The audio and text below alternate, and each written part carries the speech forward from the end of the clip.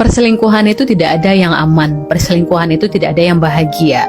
Karena perselingkuhan itu hanya menunggu waktu di mana Tuhan turun tangan untuk membuka aib di mana kamu sedang mengkhianati atau berselingkuh dari pasangan kamu.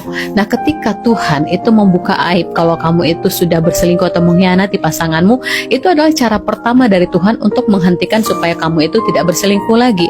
Tapi kebanyakan orang karena udah ketahuan, dia itu malah bertengkar dengan pasangannya dan dia tetap berselingkuh. Berarti kamu sedang menunggu cara Tuhan yang kedua untuk menghentikan kamu. Nah, cara Tuhan yang kedua itu biasanya dengan mempermalukan kamu.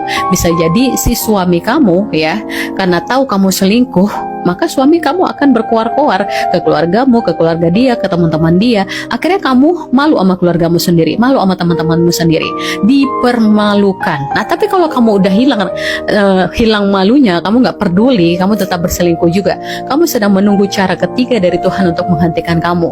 Ya, kita bisa lihat kejadian-kejadian yang ada di masyarakat. Ada pasangan yang berselingkuh, pergi ke hotel, mereka itu berhubungan biologis, akhirnya ketahuan dan bisa disorot oleh media. Alangkah malunya satu Indonesia mengetahui perbuatan kamu. Atau bisa jadi ketika kamu pergi ke hotel tersebut dan suami kamu ngegap kamu sedang bersama dengan pria lain di dalam kamar tersebut, si suami ini menggunakan sajam dan akhirnya dia karena tidak bisa kontrol emosinya, kamu berdua bisa dibunbun oleh si suami kamu ini. Nah, itu adalah cara Tuhan supaya kamu benar-benar berhenti dari perselingkuhan tersebut. Ya, kamu bisa pilih cara Tuhan yang mana untuk menghentikan perselingkuhan kamu. Karena dalam berumah tangga itu kan ibadah ya. Tuhan itu tidak suka apabila ada cara-cara dalam beribadah itu yang keluar jalur. Nah, akhirnya Tuhan akan menolong kamu dengan banyak berbagai peringatan-peringatan.